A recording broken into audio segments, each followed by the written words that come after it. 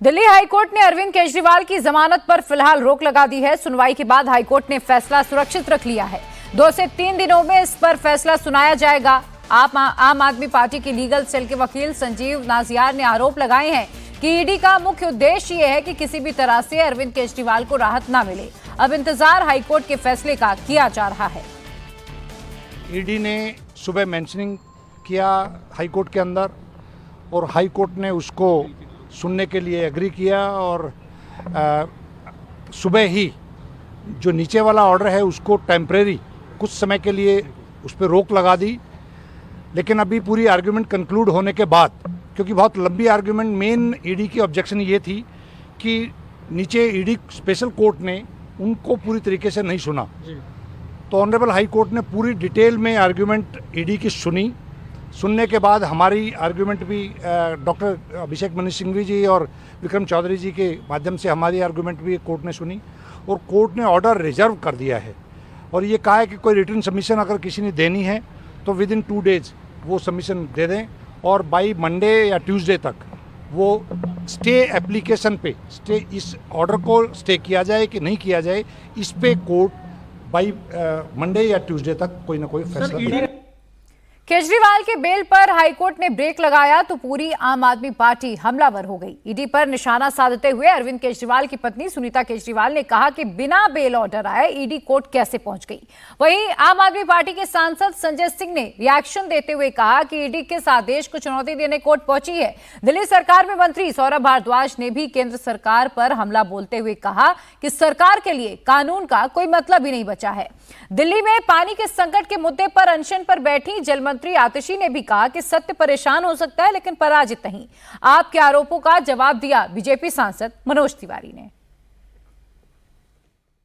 आम आदमी पार्टी के जो ये मूर्खों का गैंग है ना, वो इस समय अब मानसिक रूप से दिवालिया हो चुका है। मुखिया जेल में है और इतना घिनौना केस में जेल में है, शराब के घोटाले में जेल में है। उन लोगों को बेल भी लगती है कि बरी हो गए। किसी को बेल मिल भी जाए तो क्या वो अपने आरोप से बरी हो गया? बिल्कुल नहीं। कई ऐसे मामले देश में हुए हैं जहां लोगों को टेम्पररी बेल मिलती है, बेल इज टेम्पररी प्रोसेस, और उसके बाद आजीवन कारावास हुआ। कितने लोगों को भयानक भयानक सजाएं हुई हैं। तो बेल को ये लोग इतना एंजॉय कर रहे हैं। भारतीय जनता पार्टी कोर्ट नहीं है, भारतीय जनता पार्टी जांच एजेंसी नहीं है। संजय सिंह को बेल हो गया, हमने क्या किया? हमने स्टेटमेंट क्या दिया? आप निकाल लीजिए, आपके चैनल में होगा। हम कोर्ट के निर्णय का सम्मान करते हैं, लेकिन बेल मिलना मतलब अपने सजा आरोप से बरी होना नहीं है। केजरीवाल की बेल पर हाईकोर्ट ने फैसला सुरक्षित रखा है। बीजेपी सांसद बांसुरी स्वराज ने केजरीवाल पर सीधा अटैक किया है, घोटाले में अहम रोल बताया है।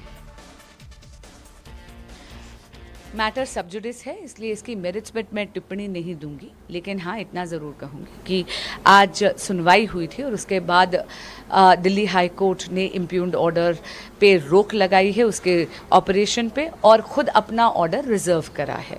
जहाँ तक अगर पीपल के कोर्ट की बात करें, the court of peoples opinion, तो उसमें आपको याद होगा कि माननीय मुख्यमंत्री अरविंद केजरीवाल जी का कैंपेन था जेल का जवाब वोट से।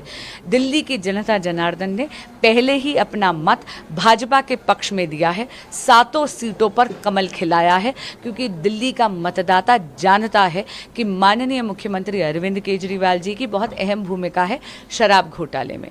आपको याद होगा माननीय मुख्यमंत्री अरविंद केजरीवाल जी ने स्वयं एक याचिका लगाई थी दिल्ली हाई कोर्ट में, ये इस बात पे एडजुडिकेट करने के लिए कि उनकी अरेस्ट लीगल है या इलीगल। दिल्ली हाई कोर्ट ने सभी सबूतों और सभी साक्ष्यों को देखने के बाद ये पाया कि शराब घोटाले में माननीय मुख्यमंत्री अरविंद केजरीवाल जी की एक बहुत अहम भूमिका रही है करोड़ों रुपए के किकबैक्स लेने की, और इसीलिए उन्होंने उनकी अरेस्ट को लीगल पाया है।